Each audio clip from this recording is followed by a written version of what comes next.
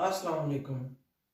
हमारा next topic है acid catalysed nucleophilic substitution addition reactions of carbonyl compounds. ठीक है, इसमें हम देखेंगे कि जो न्यूक्लियोफिलिक एडिशन रिएक्शंस हैं वो एसिड एज अ कैटलिस्ट की मौजूदगी में कैसे कंप्लीट होते हैं या कैसे उनका पाथवे होता है, मैकेनिज्म वगैरह होता है। तो सबसे पहले हम जो acid catalysed nucleophilic addition reactions of carbonyl compound है, इसका हम मैकेनिज्म, बेसिक मैकेनिज्म देख लेते हैं। हमने पहले किया हुआ है, उसको जस्ट रिव्यू कर लेते हैं। सबसे पहले ये होता है कि कार्बोनाइल कंपाउंड होता है, ये आपके पास कार्बोनाइल ग्रुप है,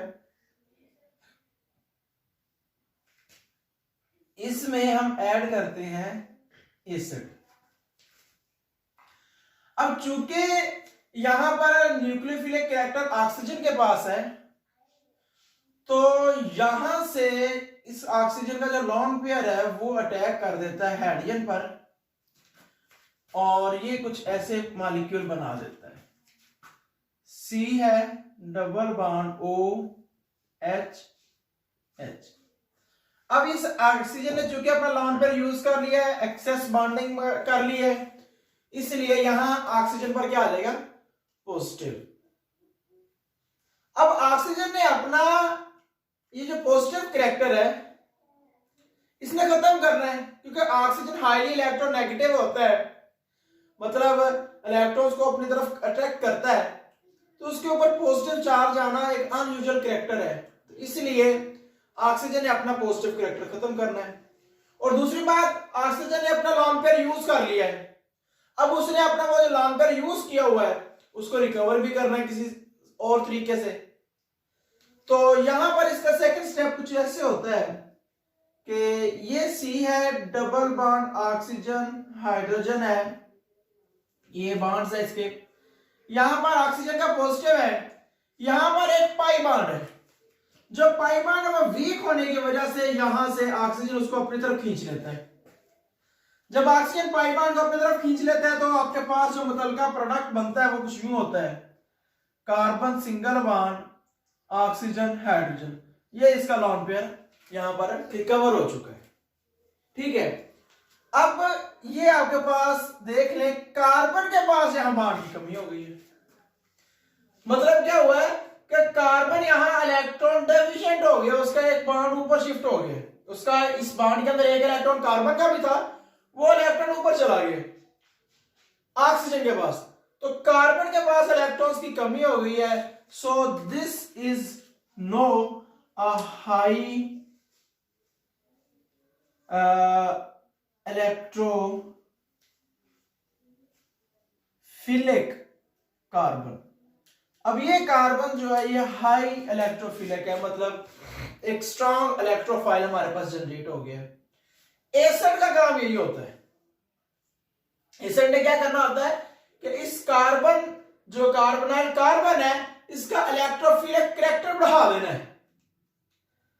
अब हमने at the start of carbonyl compounds reactions हमने ये पढ़ा था कि जो एसिड कैटलाइज्ड रिएक्शन है उसमें वीक न्यूक्लियोफाइल ही यूज होगा। क्यों? क्योंकि हमने कार्बोनाइल कार्बन को इतना ज्यादा इलेक्ट्रोफिलिक कर लिया है कि अब कोई वीक न्यूक्लियोफाइल भी आ जाए तो वो इजीली इसके ऊपर अटैक करके इसके साथ आगे रिएक्शन कंप्लीट कर सकता है। ठीक है, तो इसलिए acid catalysed nucleophilic addition reactions of carbonyl compounds में जो हमारे पास न्यूक्लियोफाइल है वो एक वीक न्यूक्लियोफाइल होगा। ठीक है, वीक न्यूक्लियोफाइल, अमोनिया जो होता है वो एक नॉर्मल सा न्यूक्लियोफाइल होता है, इतना स्ट्रॉन्ग नहीं होता। तो यहां पर पहले जो रिएक्शन गिवन है उसमें वाज़ेह तौर पर दिखा दिया गया है कि अमोनिया एज अ न्यूक्लियोफाइल। ठीक है, अमोनिया के डेरिवेटिव्स एज अ न्यूक्लियोफाइल। तो यहां पर हम उसी रिएक्शन को पढ़ेंगे कि अमोनिया के जो डेरिवेटिव्स होते हैं वो एज अ न्यूक्लियोफाइल कैसे अटैक करते हैं।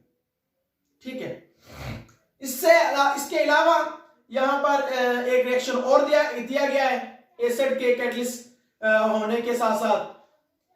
वो रिएक्शन हम पहले कर लेते हैं, फिर आगे एक सीरीज चल पड़ेगी 4-5 रिएक्शंस की, अमोनिया डेरिवेटिव्स की, वो हम बाद में कर लेंगे। ठीक है, तो हम पहले जो सिंपल रिएक्शन है वो हम कर लेते हैं। इस रिएक्शन को हम कहते हैं पॉलीमराइजेशन।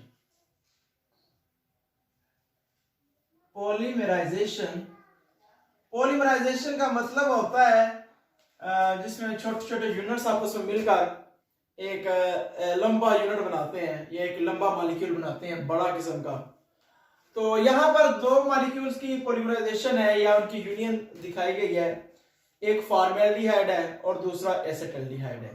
पहले हम फॉर्मेल्डिहाइड की करते हैं, फिर हम एसिटाल्डिहाइड की करते हैं जी। CH2 होता है, इसमें हम इसको ऐसे लिखेंगे CH2 डबल बॉन्ड ऑक्सीजन। ठीक है, मैंने खोल के इनको क्यों नहीं लिखा अभी आपको पता चल जाएगा। उसके बाद CH2 इधर होता है जी और डबल बॉन्ड ऑक्सीजन। ठीक है, उसके बाद CH2 इधर होता है जी और डबल बॉन्ड ऑक्सीजन। ये है जी 3 मॉलिक्यूल फॉर्मेल्डिहाइड के। क्या होगा, जस्ट साइक्लिक रिएक्शन होगा।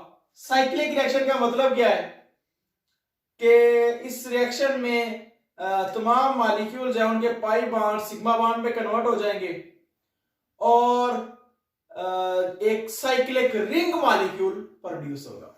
ठीक है, तो हमारे पास है यहां पर ये बॉन्ड इधर शिफ्ट हो गया, ये बॉन्ड इधर शिफ्ट हो जाएगा, ये बॉन्ड इधर शिफ्ट हो जाएगा।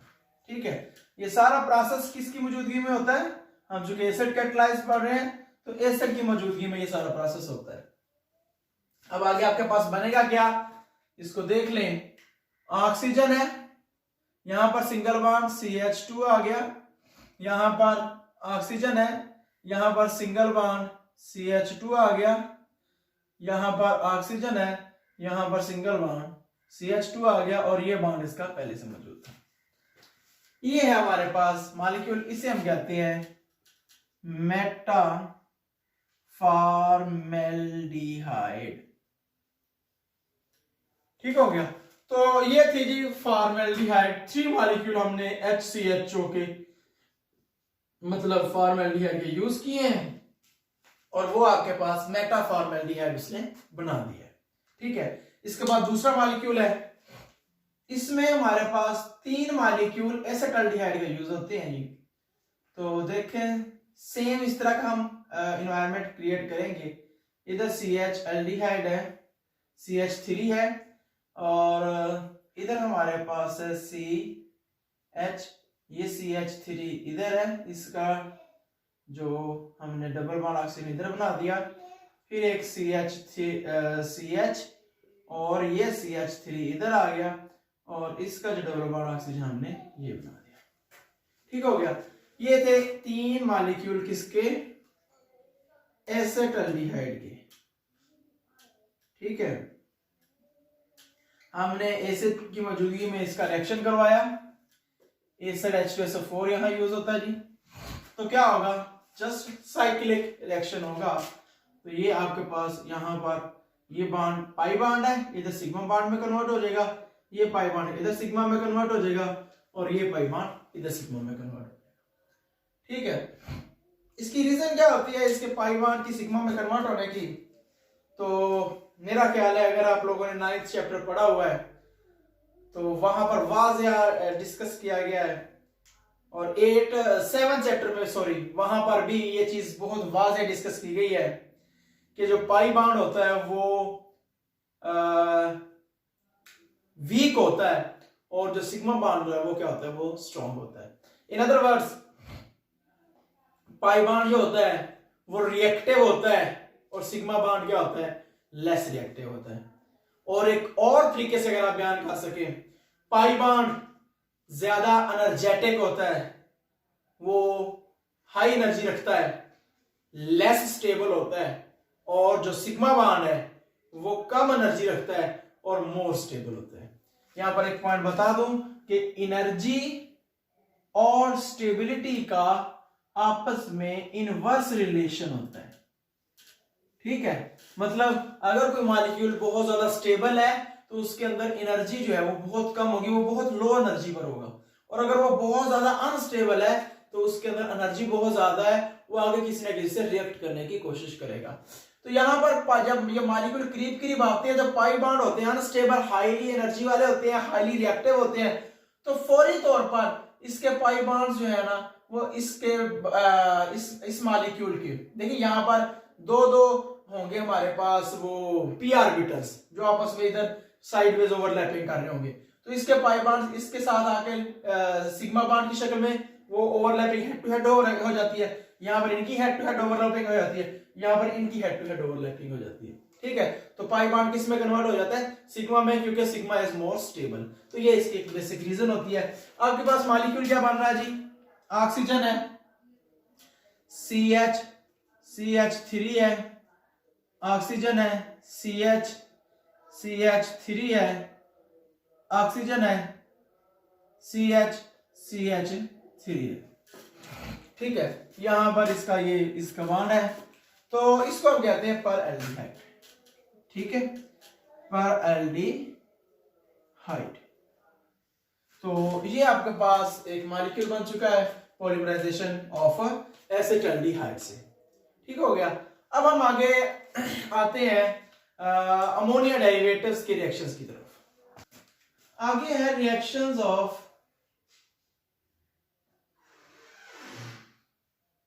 Ammonia derivative. ठीक है, कि अमोनिया के जो डेरिवेटिव्स हैं ये कैसे रिएक्शंस देते हैं, या इनके रिएक्शंस क्या कौन कौन से हैं जी।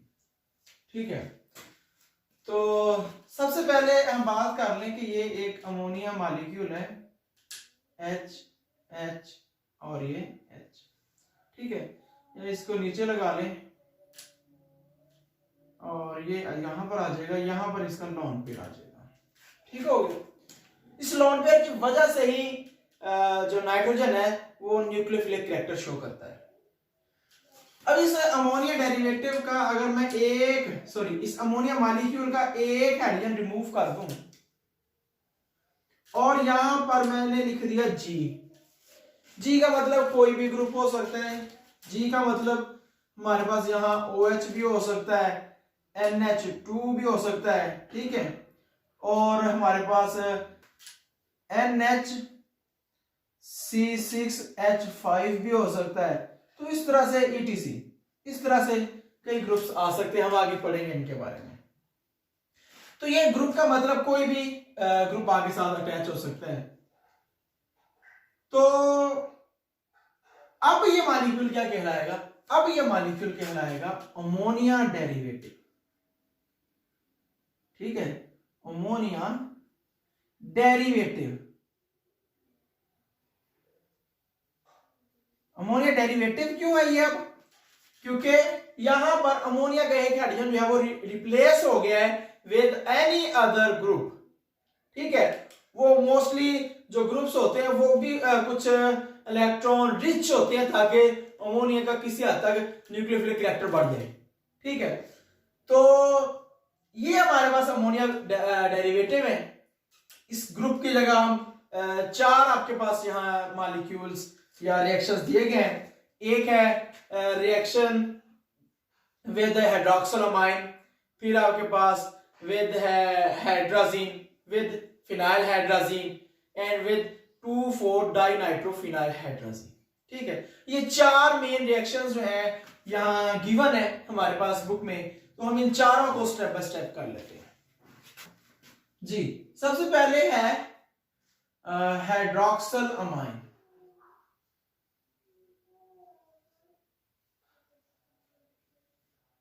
ये है आपके पास।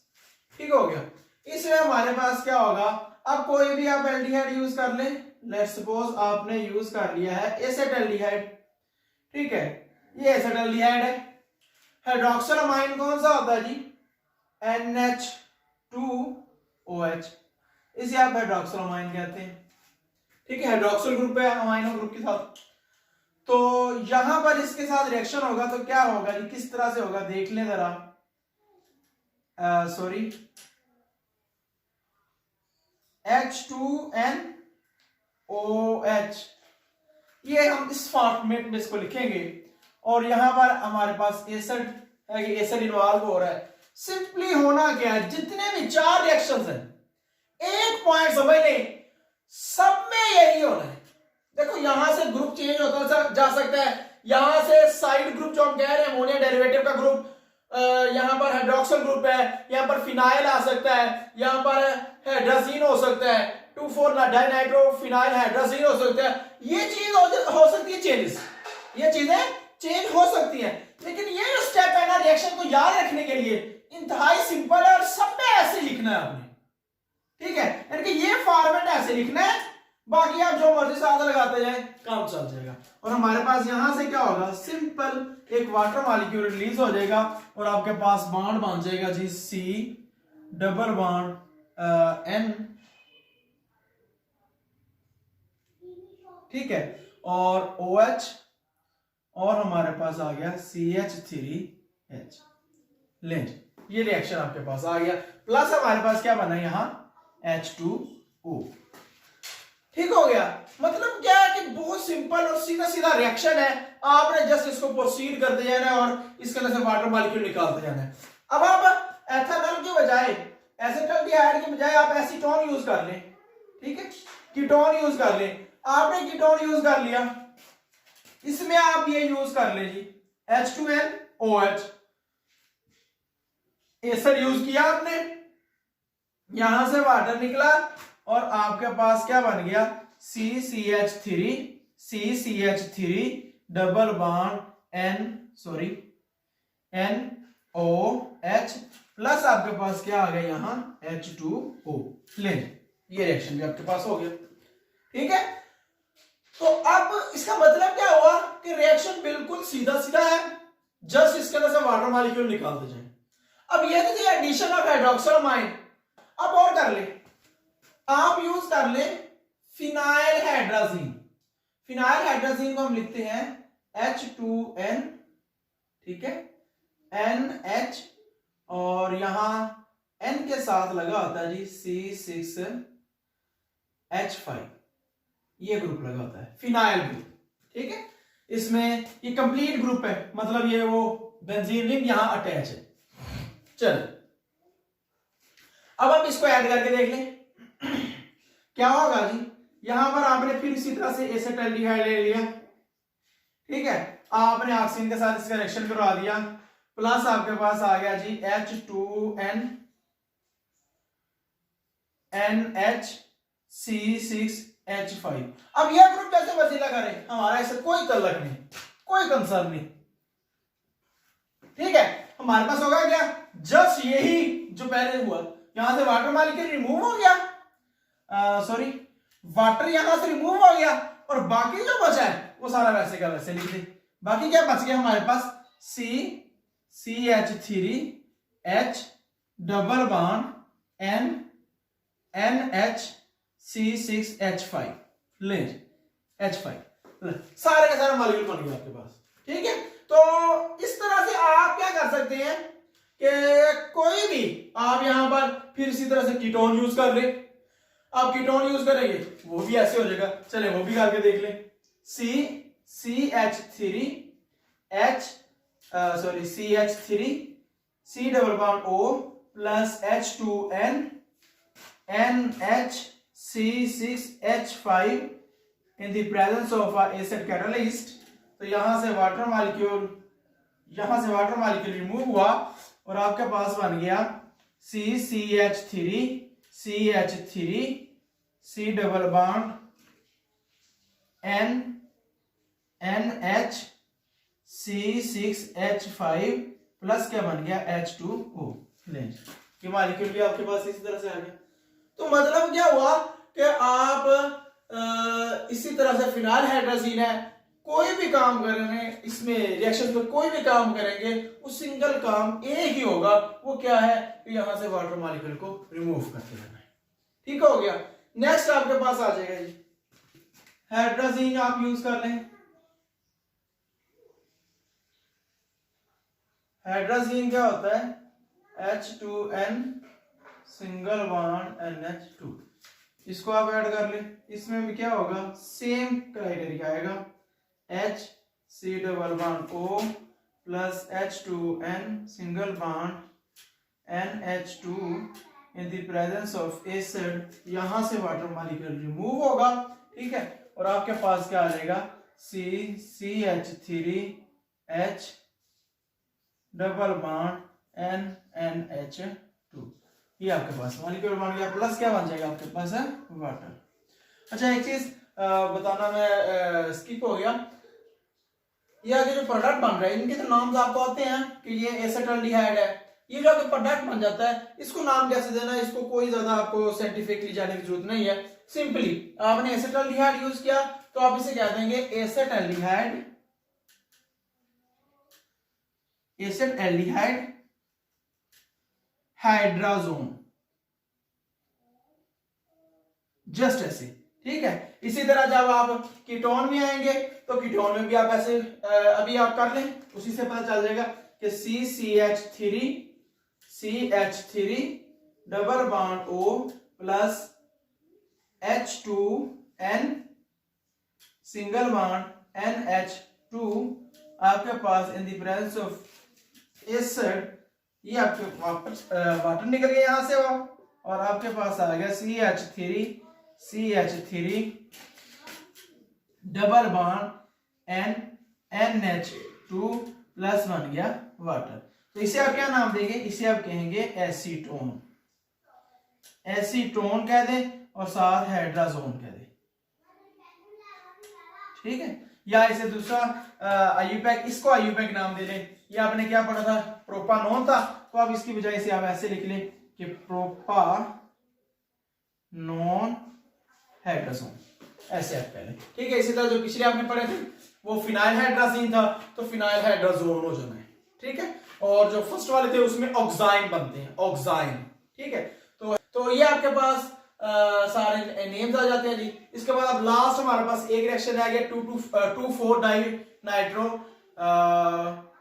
डाइनाइट्रोफिनाइल हाइड्रोजन, ठीक है, तो हम उसकी बात कर लेते हैं। 2,4 डाइनाइट्रोफिनाइल हाइड्रोजन, ठीक है जी। इसकी तरफ आते हैं, इस मॉलिक्यूल के ऊपर भी थोड़ी सी बहस कर लेते हैं कि ये क्या होता है। देखें H2N तो है ही है ना हाइड्रोजन वाला, एक NH, एक H इसके अंदर से निकल गया, और ये क्या बना गया, फिनाइल, फिनाइल होता है बेंजीन रिंग को कहते हैं, जिसके अंदर से एक हाइड्रोजन निकला हुआ, यहाँ पर दो निकले तो वो भी फिनाइल होगा।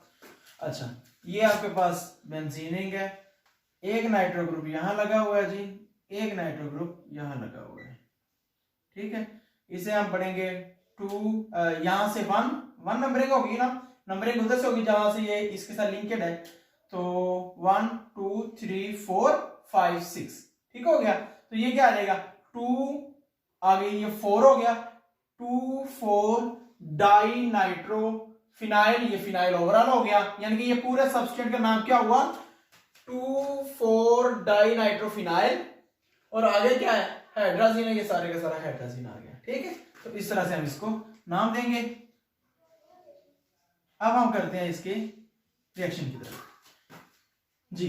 हम इसमें ऐड करेंगे CH3H डबल बॉन्ड O, ठीक हो गया। अब इसमें ऐड करेंगे यहां से सिर्फ वाटर मॉलिक्यूल जो है, सेम पहले रिएक्शन की तरह यहां से वाटर मॉलिक्यूल निकल जाएगा, और आपके पास ये क्या बना देगा, आपके पास बना देगा जी CH डबल बॉन्ड NH, और यहां मैं इसका बॉन्ड नहीं बन रहा, तो इधर मैं नीचे बना देता हूं, ये फिनाइल आ गया, ये 2 नाइट्रो आ गया, और ये 4 नाइट्रो आ गया, ठीक है। तो ये आपके पास मॉलिक्यूल कंप्लीट हो जाएगा। नेम इसको भी इसी तरह से देंगे, ये होगा एसिटाल्डिहाइड,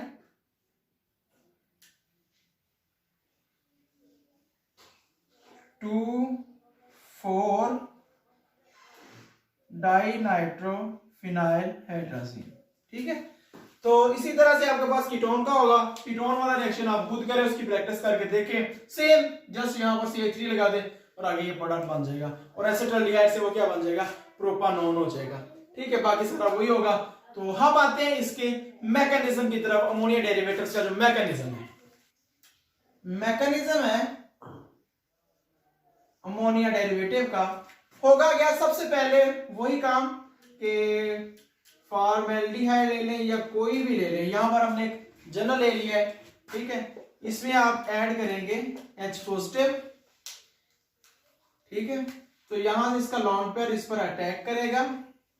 ठीक हो गया, और ये क्या बना देगा, ये बना देगा जी C डबल बॉन्ड OH, यहां पर पॉजिटिव, ये पॉजिटिव। ठीक है, यहां पर ही अगला स्टेप कर देते हैं। ये पहला स्टेप है, यहीं पर अगला स्टेप कर देंगे कि ये बॉन्ड जो है वो इधर शिफ्ट हो जाएगा उसको बैलेंस करने के लिए, और ये रह जाएगा COH, और यहां पर कार्बन पर क्या आ जाएगा, पार्शियल कंप्लीट पॉजिटिव। यहां पर पार्शियल पॉजिटिव और नेगेटिव थे।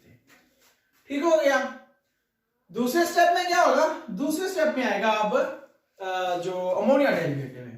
ठीक है, ये C है, यहां पर OH है, पॉजिटिव है, प्लस आ गया जी N, यहां पर आप G लगा दें, यहां पर आप H लगा दें, यहां पर भी H लगा दें। ये लॉन पेयर है, इसके लॉन पेयर ने अटैक करना है इधर। ठीक है, तो आपके पास ये क्या बना देगा, देख लें जी, COH, और ये आ गया N, ये आ गया G, ये आ गया H, और ये H आ गया।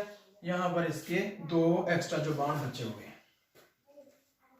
यहां पर नेडियम के ऊपर क्या आ जाएगा, पॉजिटिव आ जाएगा, क्योंकि उसने अपना लॉन पेयर यूज कर दिया है। ठीक है, अब अगले स्टेप में क्या होगा, अगले स्टेप में कुछ यूं होगा कि COH, ये इसके बॉन्ड है, N G H है, यहां पर H है, ये पॉजिटिव है क्योंकि इसने एक्स्ट्रा बॉन्ड बनाया हुआ है। यहां से ऑक्सीजन का आपकी बुक में पहले है हाइड्रोजन रिमूव किया हुआ है, आप डायरेक्ट कर सकते हैं। यहां से ऑक्सीजन का अटैक होगा इस प्रोटॉन पर, और ये बॉन्ड शिफ्ट हो जाएगा नाइट्रोजन के ऊपर। उसका जो लॉन पेयर यूज हुआ था वो रिकवर हो जाएगा, और आपके पास क्या आ जाएगा, C, ये डबल बॉन्ड, दो बॉन्ड थे, ऑक्सीजन, और ये आपके पास H, और ये दूसरा H आ गया। अब यहां ऑक्सीजन पर पॉजिटिव आ गया, और C N G और ये H। अब बात ये है कि ये रिएक्शन यहां पे रुक नहीं सकता। क्यों नहीं रुक सकता, ऑक्सीजन अनस्टेबल हो गया, उसने अपना लॉन पेयर यूज कर लिया।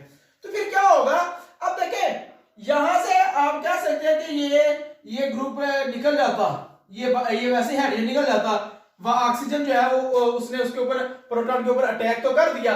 अब यहां से ये रिमूव क्यों होगा, बात ये आती है यहां से ये रिमूव क्यों होगा।